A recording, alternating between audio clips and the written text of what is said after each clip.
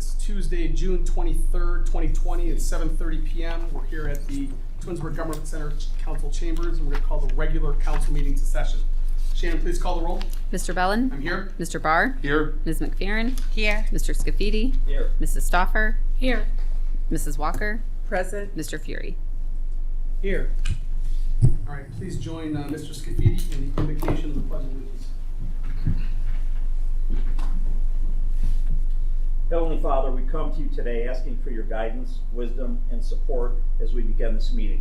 Help us to engage in meaningful discussion, allow us to grow closer as a group, and nurture the bonds of community. Fill us with your grace as we make decisions that affect all of our residents and businesses and our dedicated city employees. Bless those away from us serving to protect our country. We ask these things in your name. Amen. Amen. Amen.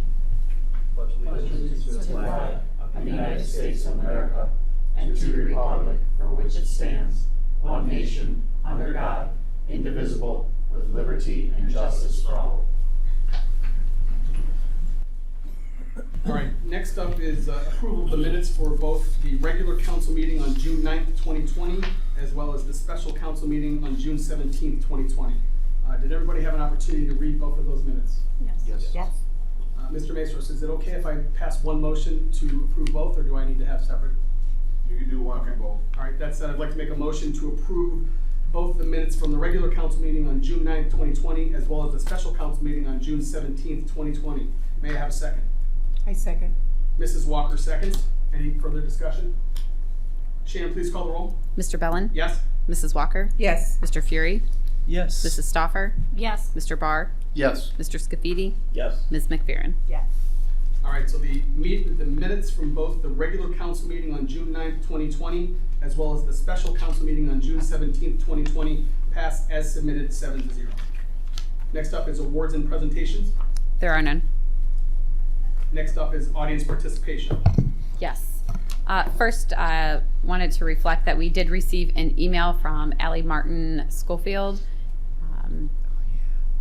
Yeah, and the reason, and Mr. Maestros, I don't know if you want to elaborate on why we're allowing these. Yeah, I was just gonna say, I mean, this is something that we did when we were doing the Zoom meetings, and we decided to carry it over when the fire department limited us or pointed out that we have a limited number of seating in here, because if somebody doesn't have the opportunity because of the limited number of seats to speak or participate in public participation, we allowed them to send emails in which we had indicated that we would acknowledge it and then make that part of the minutes coming forward to you to approve this meeting. So Okay. I assume everybody from council received a copy of that, and we'll stop doing this once we're able to fully occupy council chambers. Okay, all right, very good. I'm just going to read a little bit of this email. She writes, my family and I moved to Ohio from Philadelphia in September 2015 after I accepted a position at Case Western Reserve University. We initially moved to temporary rental in Aurora so we could learn about the area and plan where to settle our family, including our then 3, now 4 daughters. Having no previous connection to Ohio, we were specifically seeking a good, safe school district and a commitment and appreciation of diversity. And she goes on very eloquently, and she said, I would like to offer my family's full support of this resolution this evening and provide the following comments. So this is in reference to Resolution 56-2020, which we'll be addressing here later this afternoon. Shannon? Okay. Next, we have Kathy Waldron.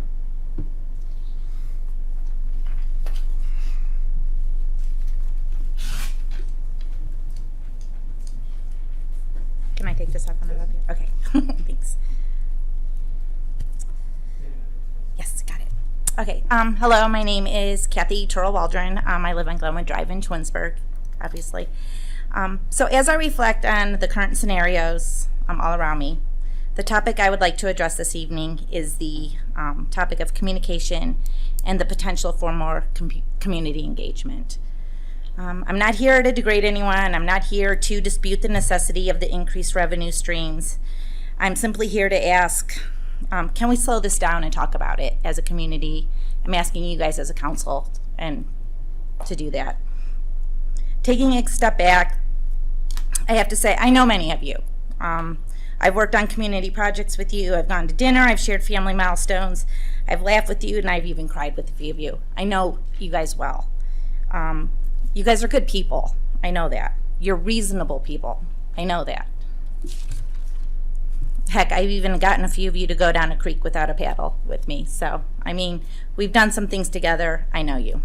Today, I'm here to ask you to take a step back. I've sat in your position. I understand the decisions you are asked to make. They can be difficult. I know it.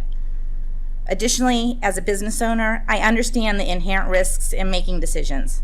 Sometimes the decisions work well, sometimes they don't. It's just part of what we do. The clubhouse may be an example of a failed decision, but as leaders, the steps you take moving forward will speak volumes of your effectiveness to lead this community.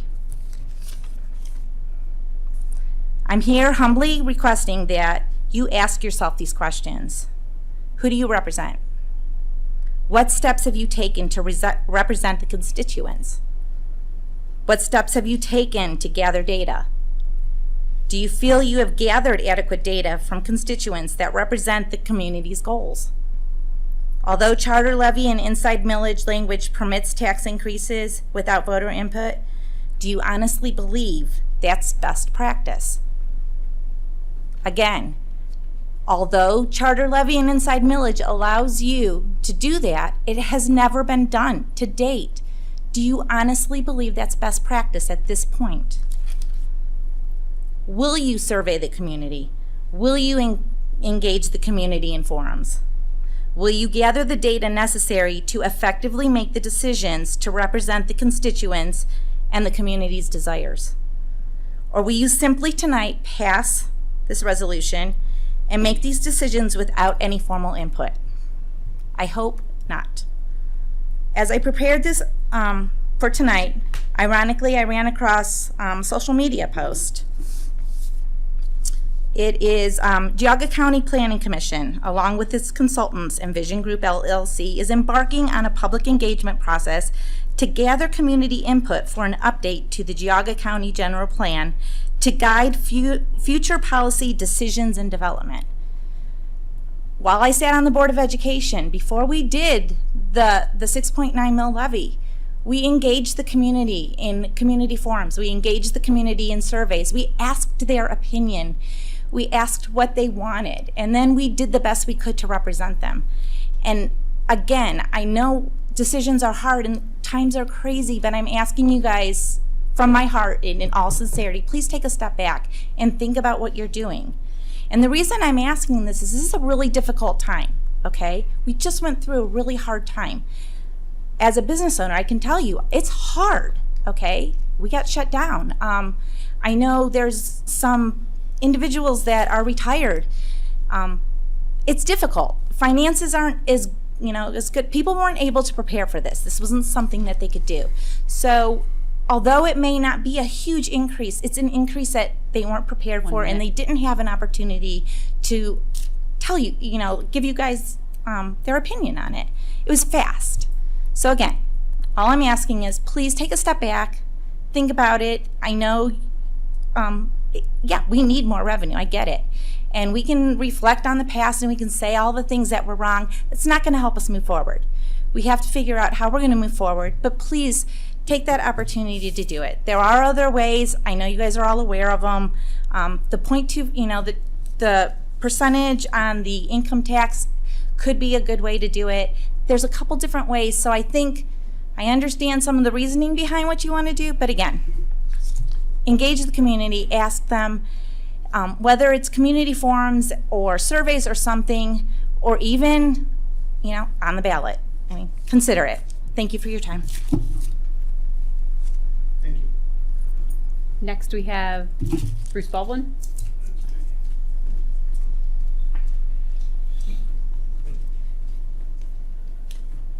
Yes, good evening, Council. Bruce Baldwin, 3310 Cannon Road, Twinsburg, Ohio.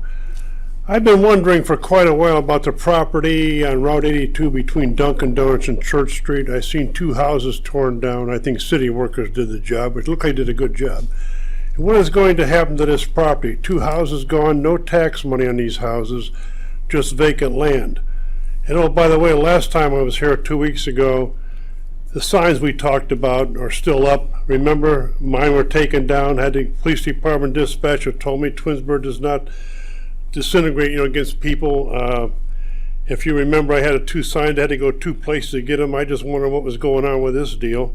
And then the increase in their tax money, I just wonder, what are we gonna, if we do go up with this taxes, is part of this gonna go to this golf course, is what I wonder. I just wonder where the money's going. And thank you very much. Have a good evening. Stay safe, everybody. Thank you.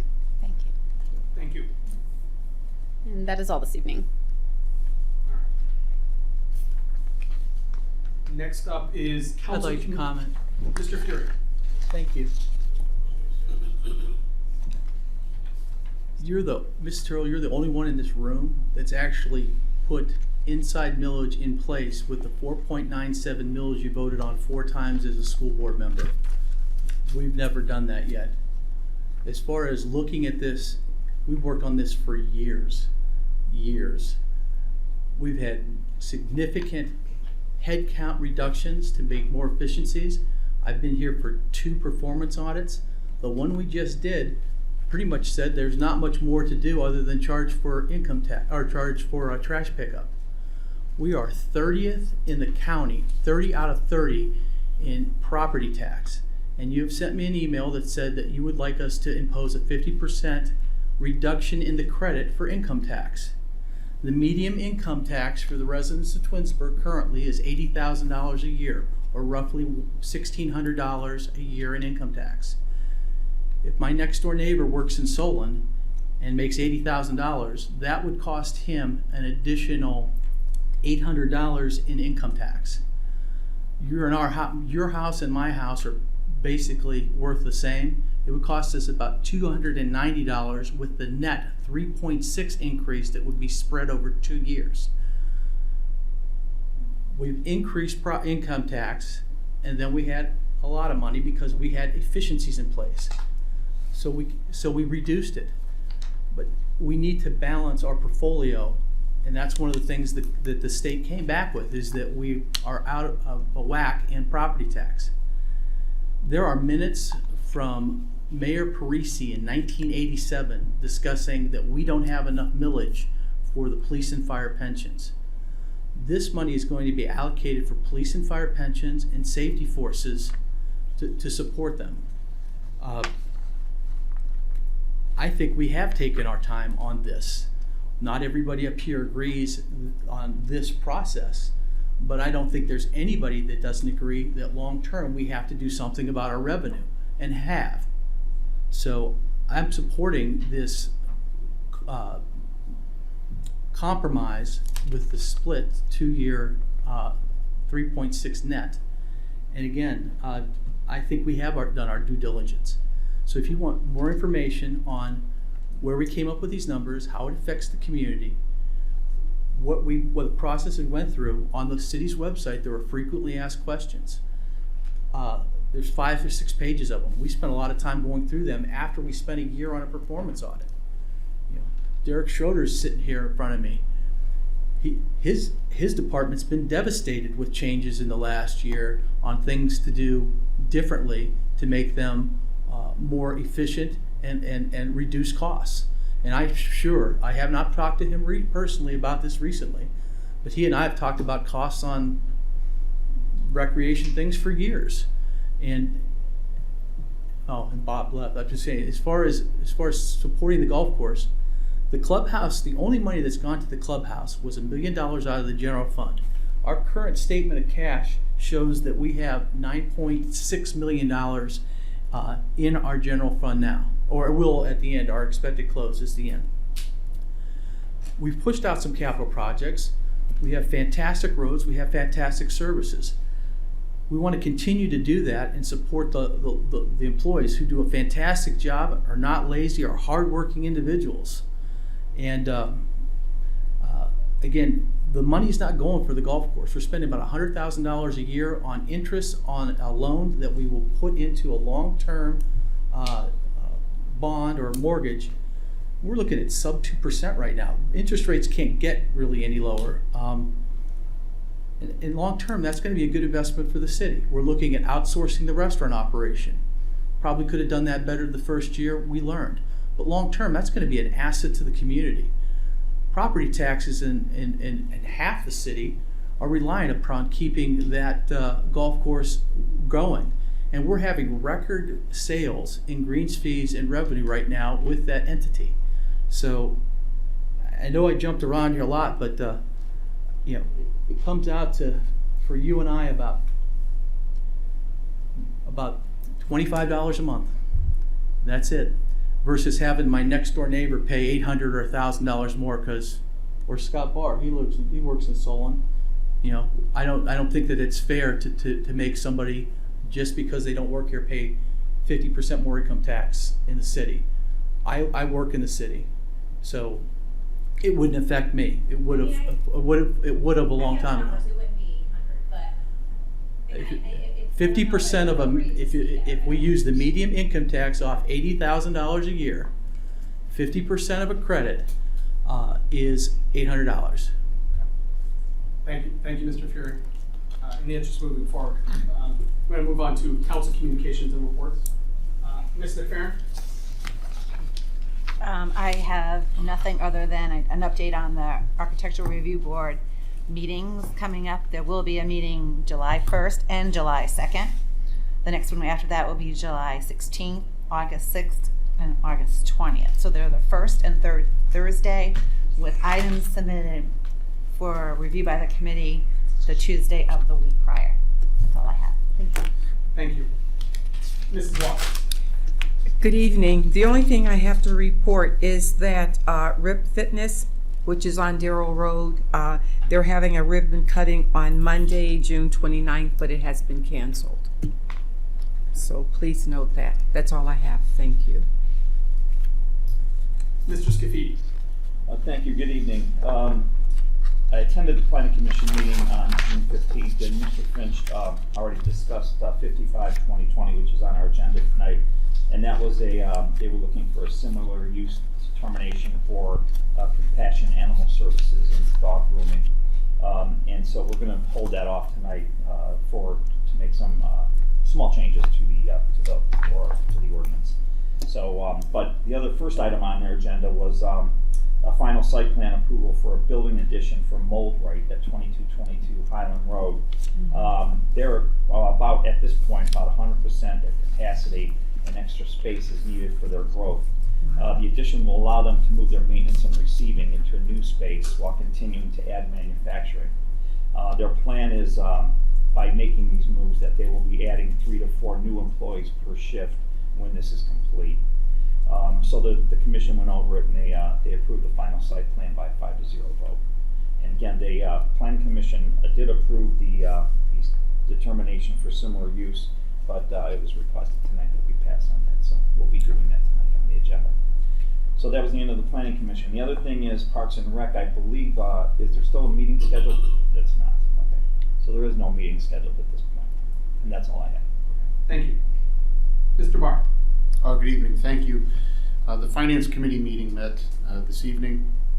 Items for discussion included some capital budget adjustments to our NOPEC grant and our Sharon Brook project. Basically a net zero change, just some housekeeping, moving some funds around. We discussed the performance audit city response, and that's also available on the city website. One of the things that is interesting of note, the money from the state and Summit County. The city will be receiving approximately $271,000 from the state, approximately $543,000 from the county. There are some very, very extremely specific requirements for how and what those funds get used for. Some of those requirements right now aren't even clearly defined by the Summit County, the state of Ohio, or the federal government, or U.S. Treasury, I believe our finance director shared with us. So we will be working through those things to make sure that we spend those funds appropriately and on things that we should be spending them on.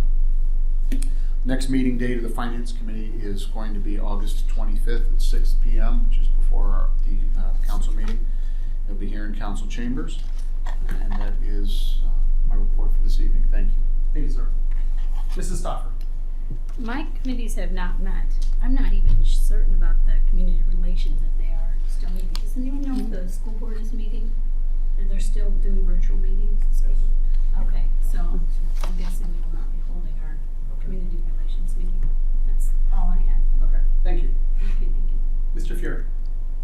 Good evening. I have nothing to report on tonight, but would like to just briefly talk about how you can look and see what your property taxes are currently and what your house is appraised at. When talking to residents, many feel that what they think their house sells for is what they pay taxes on. If you go to the fiscal office of Summit County, you can just put your address or your name in, and it'll give you a detailed breakdown of what your appraised value is, and that's what you're based off of your property tax. It also gives you a breakdown of where your property tax goes, and it also shows whether you're currently getting a homestead tax exemption. Mrs. McFerrin last month pointed out to me that she talks to people when they buy homes about this, but there's a program in Summit County called the Homestead Tax Exemption, which is also on their website. It allows senior citizens within a certain income bracket to take $25,000 off of the value of their house, reducing their property tax. It's also available to disabled persons or military veterans with disabilities. So if you have any information, you can call me, I can email it to you, or you can check, again, the Summit County Fiscal Office website. Thank you. Thank you. I attended this evening's Finance Committee meeting. None of my other committees have met. Next up is the mayor report. Thank you. Good evening, everyone. Just a couple of things to talk about. Tonight we were able to swear in our newest firefighter over at the Station 1. Hannah August is going to be joining us, and we're excited about her. She's been a part-timer, and we were excited to bring her on full-time. I know there was some of council that was there, and some other employees were able to come over, but for social distancing, we did it in a semi-outdoor environment versus doing it in here tonight. But I'd like to welcome Hannah. Different things going around the city, still adapting to a lot of the COVID changes and openings. We had some challenges working out our parks and our restrooms in our parks, and so we now have that worked out. Pretty much opening our restrooms from around 7:30 to about 8:30 at night. We do have that operating 7 days a week now. So equipment was able to, our playground equipment was able to be open. So it was real important we make sure we get restrooms open. And because of youth sports, I mean, it's great to drive by fields and see kids out there playing and people enjoying our parks. And I know restrooms were an issue, but we did get those worked out. New things that are happening, we have a couple of basketball areas. The governor is now allowing basketball, so some of that's opening up for our basketball players. And I just want to thank all the residents, and I know Derek's probably going to talk a little bit about this, but the pool, the new system has been working. I know last week I got a text from Brandon. He was all excited because the first couple of days it was open. People gave him a standing ovation when they were shutting down at the end of the day, just to thank them for opening the pool. I've gone up there a few times just to see how the transition works and talk to some of the residents, and it's really eerie because it's like 70 to 100 people is really quiet. I like the chaos with all the kids running around screaming, but hopefully we'll be back to that next year. I know we're slowly going to ramp up our attendance as we get more accustomed to some of the restrictions that are in place and what we're doing. But I just want to thank the residents for their support of the pool and all our staff and Derek for all the coordination and stuff they did to make sure we can get it open. I just want to wish all the residents, I know we're not going to meet again, but have a safe July 4th. And I just want to wish my wife a happy anniversary. This Friday will be 27 years, which seems like a very long time. We started dating in '84. You can do the math, Daisy. So we've been together a long time. But I can't imagine doing this crazy life without her. So just want to wish her a happy anniversary. And that is all I have this evening. And we do have some department head reports. Keith, you want to start? Sure. Good evening, Mayor, Council. It's good to see everyone. It's been quite a while. It seems longer than one would expect. I provided you all with the latest reports out of the building department statistics. If you have any questions about that, I also just want to report that, since the whole COVID health crisis, we're obviously operating leaner than we were before. One of our inspectors is no longer there, as I'm sure you know. We are trying to stay ahead with most of our operations, staying current with the grass issues that have come up. I've tried to address most of the concerns that everybody has. Hopefully I'm serving you as well as possible. Also, as Councilwoman Farron noted, there are 2 meetings for the ARB this month, the 1st and 2nd. We have 16 items, I think, total on the agenda, which is sort of a good sign that things are maybe starting to pick back up, which we're optimistic for. And also mentioned by Councilman Scafidi, the big addition at Moldrite. We also have some other good commercial projects going, which is a good sign to see that people are actually starting to get back out and work. Other than that, if you have any questions, I'm happy to answer for you. That concludes my report. All right. Thanks, Keith. I just want to say he's been doing a great job. I mean, he has been operating one inspector down. They've been running crazy. I've been watching from a distance, and I know he's got another full-time inspector out for a couple weeks on a vacation. So if you do have some requests, be patient, because Keith's going to be beating the pavement here the next few weeks. But no, you guys are doing a great job over there. Well, Yeah, thanks. Thank you very much. Yeah, and those any- spots I emailed you about are, it was Good. perfect. Well, thank you. Thank you. Yeah, but any way you can reach us, phone, email, however it is working. So keep doing that. Each of this report. Thank you, Keith. This is great. Thank you. Yeah, thanks, Keith. Thank you. Barry?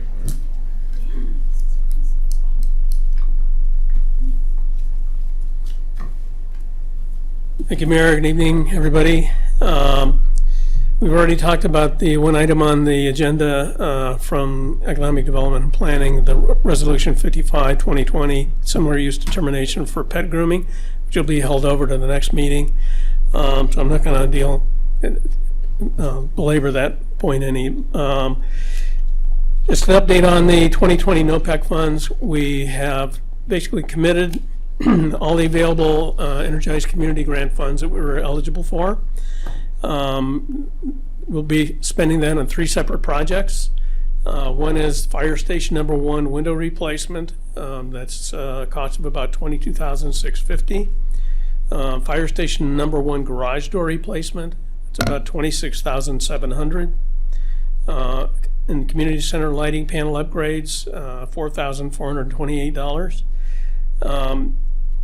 The total amount of funds we're requesting are $53,719. That's the amount available to us, I'm sorry, from NOPEC. Total project costs are $53,778, so our city out-of-pocket expense will be about $61 for $53,000 worth of work, so I think that's a good deal. Also, update on the electric charging stations. They're not getting used a lot, so I'm hopeful we'll see more use during the summer here. But we did have 258 charging sessions to date.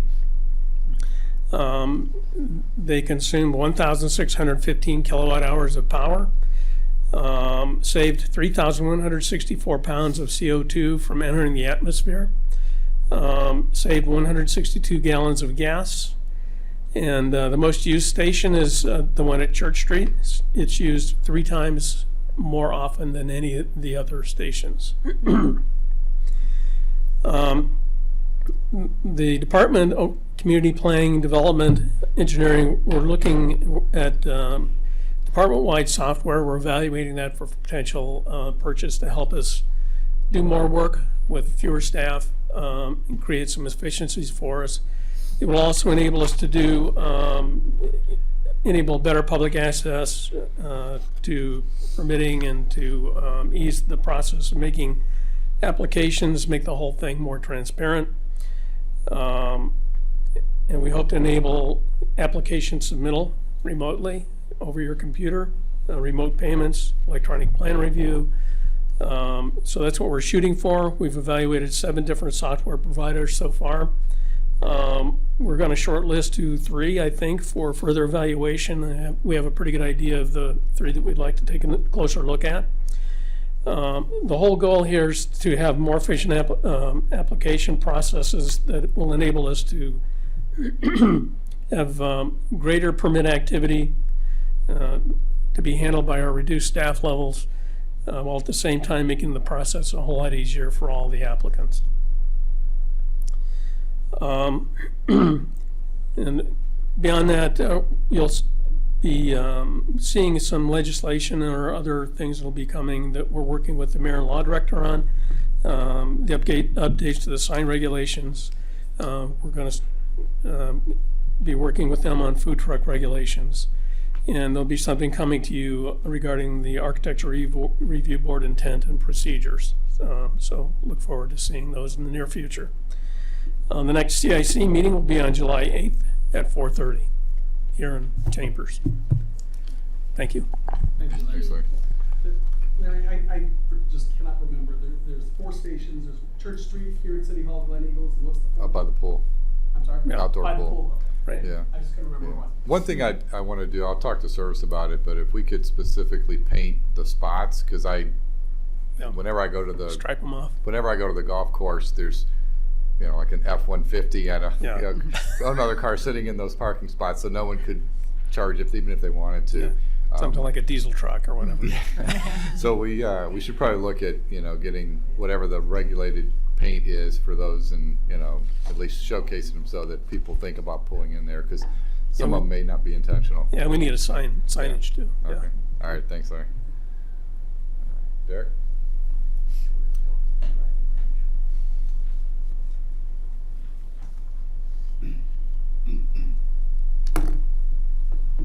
Hello. It's been a while. I wanted to start by saying, I've been here since '96, and I've never experienced anything like this in our department ever.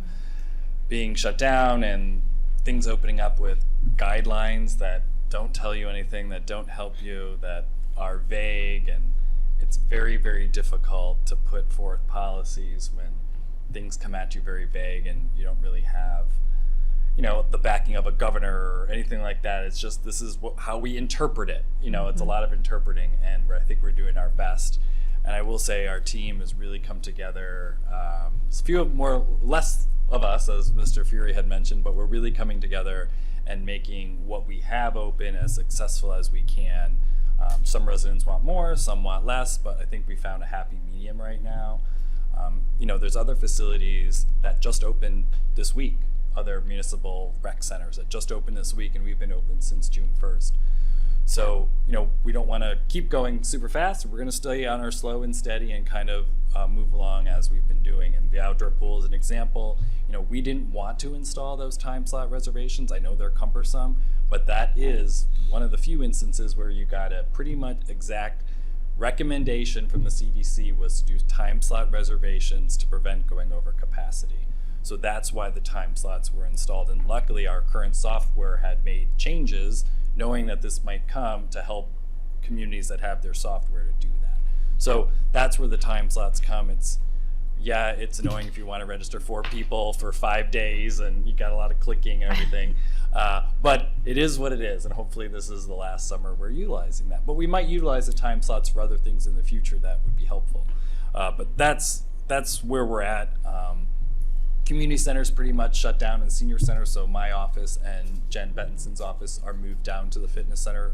I go back every once in a while, but mostly we're housed at the fitness center with really no front desk staff. Our swipe-in system that unlocks the gate has been working. We all now have 2 computer screens, one with looking at the cameras, so we can see if someone needs assistance at the front gate.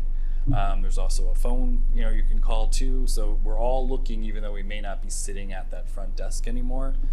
But it's going well. It's, we're still, admittances down. In February we were at like 12,000 visits. 20 something days in, we're just around 2,500. There's probably a few more than that because there's a lot of people still getting their passes reactivated.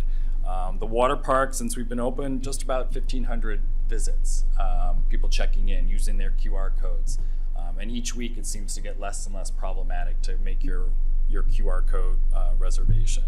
There's Twinsburg Fitness Center, or twinsburgfitness.com is the best place to see what's open, what's not open, what's coming. We've changed the hours a little bit to expand them a little bit. We've added a couple of exercise classes, again, going slow. We've gotten really good feedback. I don't know if any of you have heard from anyone that's coming to the fitness center about they like the way it's laid out. It's very well socially distanced. They like getting their own personal spray bottle and their own rag to carry with them and wipe everything down. The pool's been getting a good response, so it's really been going over quite well, and I think we might even keep some of the things we've been doing now beyond this whole pandemic.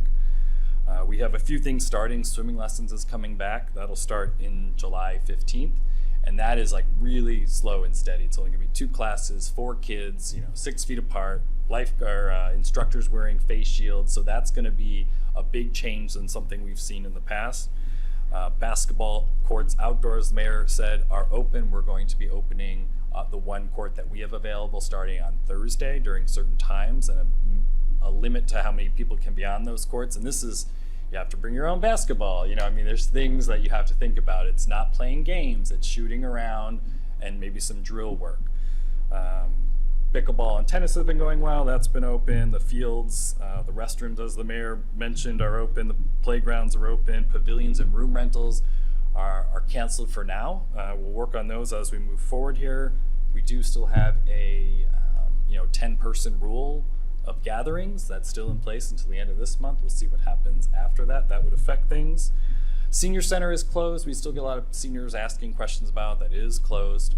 Laura is back. She's doing some senior van driving. We do get some complaints because we can't do all the trips we used to do, and it's just some education on our part that we have to let them know. We can do what we can do right now. We only have one person. She's scheduling the rides and driving the rides, so it's kind of problematic for her, but she's working on it and doing a good job. Swim team is going to come back outdoors as well. But again, very staged. The older kids first, making sure they're following the rules, and then easing on to the littler kids. But it's not the rec team, it's the USA swim team, the more competitive team that we think we have a little bit more control over. A couple of upcoming TFC maintenance things that we might need money for at some point. Sarah, we have some piping issues that the copper pipe looks like the seams or where the solder wood, it's leaking. It is original to the building, but it should last a lot longer than that. But it's only one 30-foot section. And then we're also having a roof repair that was in the 2022 budget that we're going to try to put a Band-Aid on to get us to that 2022 mark. So we're working on getting some pricing for that Band-Aid for right now. But it's the flat part roof that we're looking at. And I do want to thank, we had Eagle Scout, Alex Blyler, working on a project over the weekend. He's finishing up hopefully over the next few weeks over at the Stone House, putting in a walkway. There's a new sign at the front of the Stone House, so it should look really good when it's all done. That's all I have, unless you have questions of what's going on, but it's constantly changing in our world. I have a question. Yes. Well, I want to thank you because I know a lot of the communities are not opening their pools during the summer, so I appreciate all the work that you guys are doing. And so I'm just wondering if this falls under you, but I've noticed when I go to some of the parks, like the Cuyahoga Valley National Parks, instead of having the bathrooms open, they're having porta potties. Is that an option for us, or is that and would that be COVID-19 money we could spend? The way they originally started, when everyone went to that right away, porta potties, because right now restrooms, well, as of the last few weeks, restrooms had to be cleaned every 2 hours if they were open, indoors, outdoors, whatever. So most of the parks went to porta potties until where I run and stuff, all those porta potties were removed for maybe 2 or 3 weeks because porta potties still need to be cleaned every 2 hours. You couldn't just rely on it cleaned weekly or bi-weekly if the service is. But now they're coming back because now the rule is they need to be cleaned regularly. So I go back to, what does that mean? Is that 2 or 3 times, 4 or 5 times, every 3 hours instead of 2 hours? So they are starting to come back to things like that. But I think we have a good hold on it now with the service department. They might close a little earlier than they used to in the past, but I think as long as we get the word out, which we're trying to, all the sport leagues know, we've had regular communications with the leagues, a Zoom call every other week with every organization. So it's been going over well, but I do see those popping up back. They went away and then they came back. Oh, yeah.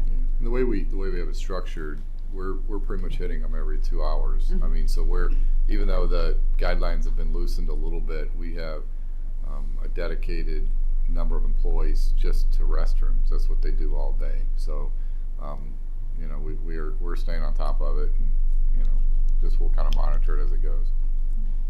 Derek, is the reservation system for the indoor pool as well, or just for the outdoor? Just for the outdoor pool. Okay. Yep. Okay. Thank you. And the reservations for lap swimming at the outdoor pool and just general coming in and swimming. Thank you. Okay. Thank you. Thank you. Thank you. Thanks, Derek. Sarah?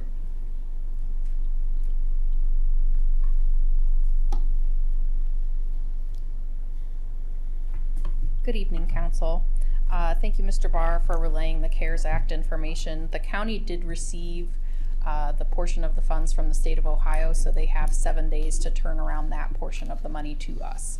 So we will give that $270,000 portion sometime in the next week or so. June 2020 income tax revenues.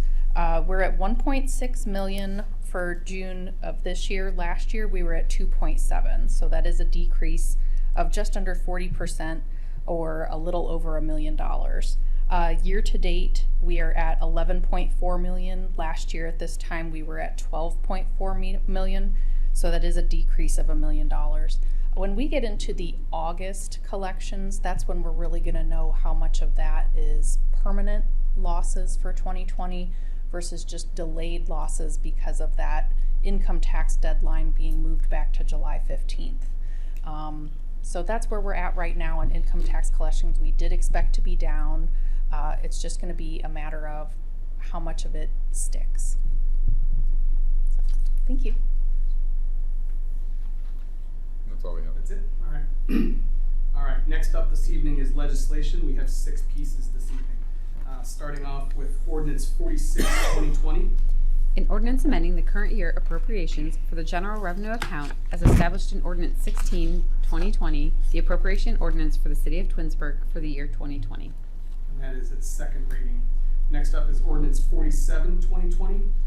An ordinance authorizing the use of charter millage pursuant to section 6.01 of the charter to be reflected on the 2021 and 2022 tax budgets and submitting the same to the county auditor.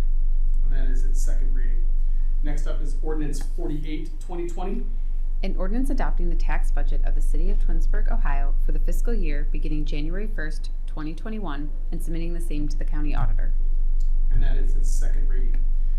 Next up is Resolution 55, 2020. I believe this is We're skipping. going to pass this over this evening. Next up is Resolution 56, 2020. A resolution declaring racism a public health crisis and establishing a special review committee to determine how best to promote racial equality in the city of Twinsburg. I'd like to make a motion to adopt Resolution 56, 2020. May I have a second? I second. Mrs. Walker seconds. Discussion. I just want to read something, if I can, for the residents to hear.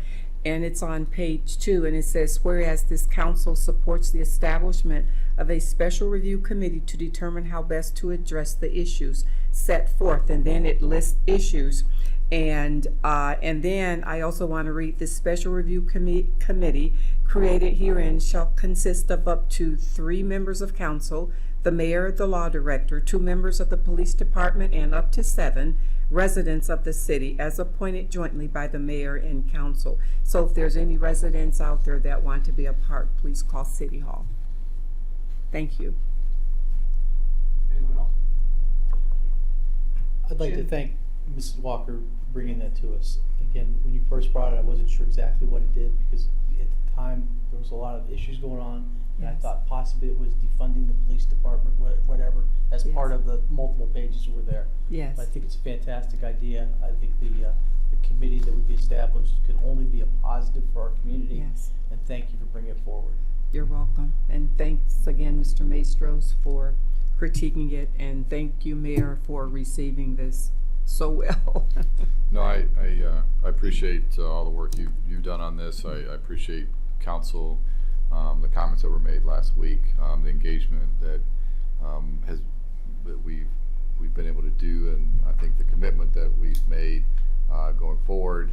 This past week, the chief and I met with another resident just to have discussions and dialogue and look at ways. And it's probably someone that I'll be referring for the committee that just really wants to get involved in helping make change and progress here in Twinsburg. So this is something that I think is important for our community, and it needs to be something that we proactively take part in as we go forward. So thank you for bringing it forward.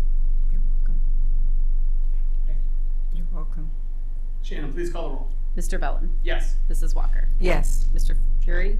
Yes. Mr. Scafidi. Yes. Mrs. Stoffer. Yes. Ms. McFerrin. Yes. Mr. Barr. Yes. Resolution 56, 2020 passes 7-0.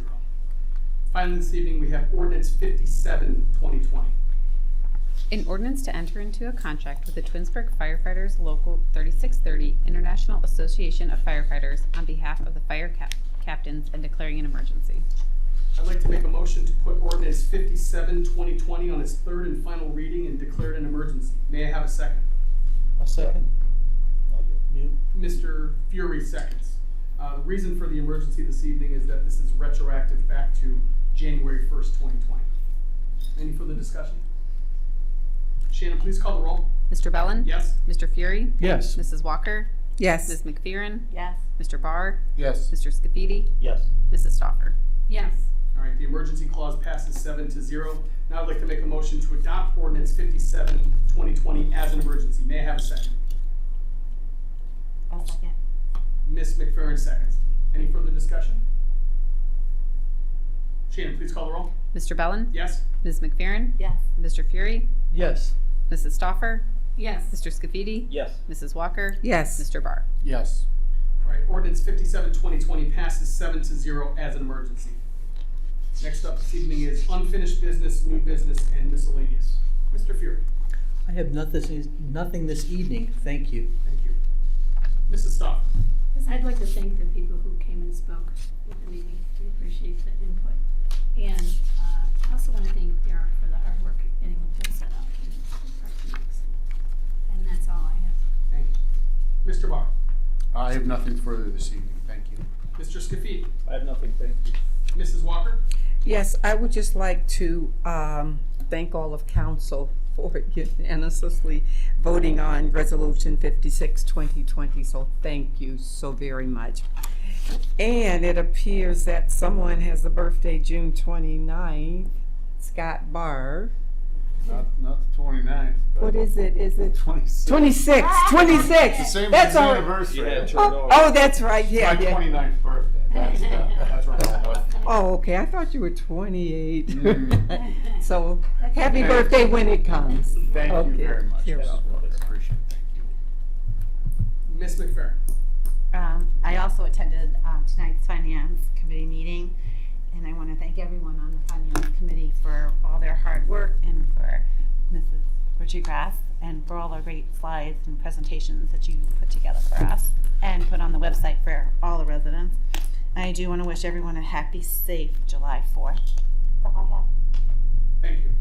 I wanted to thank Keith from the building department, not only for his report this evening, but for the help that he's given me and some of my residents in the ward for some lawn issues and some other kind of building issues. He's been very responsive, and I would agree he's doing a wonderful job. Also would like to thank Chris Campbell. I got an email from a resident, Mr. Scafidi, and I got an email from a resident asking about Center Valley Trail. Some of the locations were overgrown, and there was some poison ivy, and Mr. Campbell got back to us very quickly, took care of the situation, and took care of the residents' concerns. So I really do appreciate it. Finally, congratulations to Hannah August on her coming aboard with the city of Twinsburg as a firefighter, and echoing Ms. McFerrin's happy and safe Independence Day next week. Mr. Mayor. Nothing else for me this evening. Thank you. Mr. Maestros. Nothing. Thank you. Mrs. Bouchard. Mrs. Collins. Nothing, thank you. All right. We have no absent members this evening, and we actually took care of our executive session earlier this evening, so I will go ahead to adjourn the meeting at 8:19 p.m. You're all right, Sam. You're all